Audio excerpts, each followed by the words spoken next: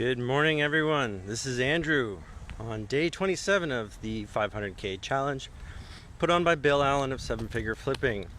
Of course, that challenge is to go live every day for 30 days, letting everyone know what I'm doing in real estate investing and how they can be a part of it and raise capital for my investing business.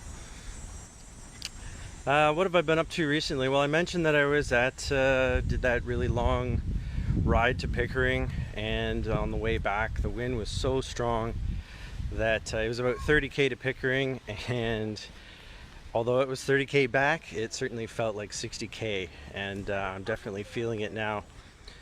And then to add insult to injury, I made arrangements to go to Windsor yesterday, which you saw in my post, and so that's 4 hours in the car and then 4 hours back, all in one day. So that's it's really hard on the body, so I think I'm going to take it easy today. Just walking in the park at the end of my street. It's just a little parkette with a circular track, and not really a track, but a pathway. So I'm just walking in circles right now, and I thought I would go live with all of you and let you know about a phone call I had. So as I was in the car yesterday, I received a phone call, and it was somebody that had been watching all of my lives, my Facebook posts. I was a little bit interested in what I was doing, and we were just having a random conversation, and nothing specific in mind, no goal at the end, but something piqued my interest in something this person said, and I asked, they said that they only had about $50,000 left on their mortgage. So I said, well, do you have a HELOC?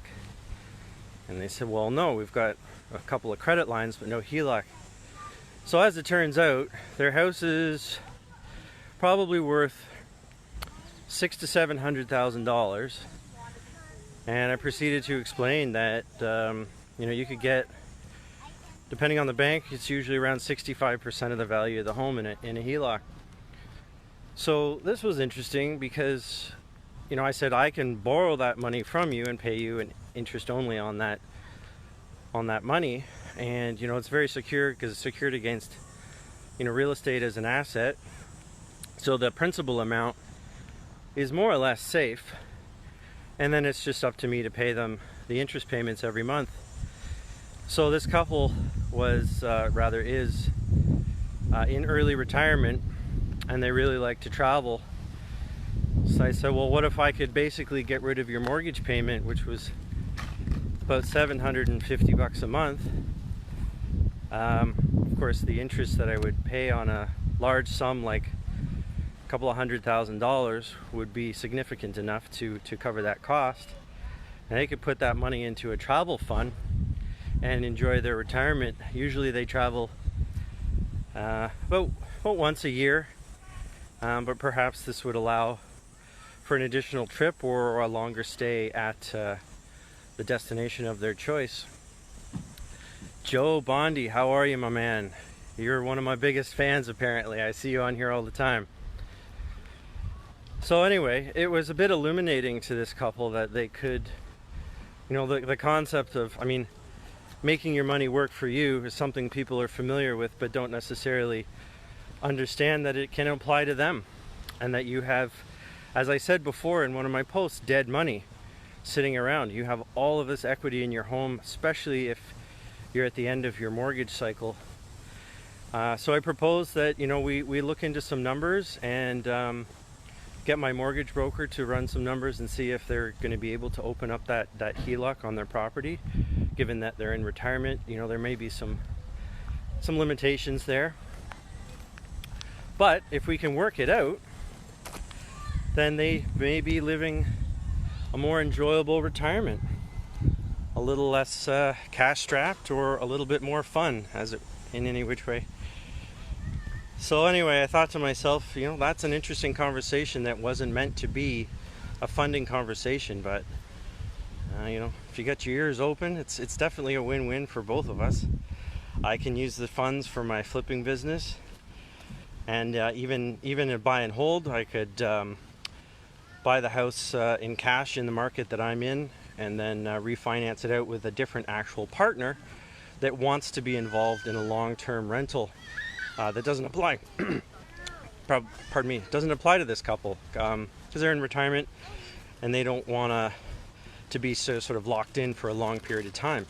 So short-term loans, 3 to 6 months. And on that topic, actually, when you're loaning money privately, you could do it a couple of different ways. And the two basic ones that I'm going to lay out for you now are a promissory note and secured title. So in a certain flip scenario, you could loan the money to buy the property. You're on title. You have that security. The house is yours. You could loan the money in the form of a mortgage, which again, it's on title is in my name, but you have a mortgage the same as a bank. So as you know, if you've ever had a mortgage miss a payment, you learn very quickly who really owns your house. And then the promissory note is essentially, I should go back. In those cases, it's more transactional, so a one-off at a time, and then you have to discharge that mortgage, so there's legal fees and some time involved. But in a promissory note, essentially what happens is you loan me a certain amount of money at a certain interest rate, and that would be consistent because I basically take the money and I keep recycling it as I see fit. Whatever project doesn't necessarily matter to you, whether I'm using it for renovation funds or for down payment funds.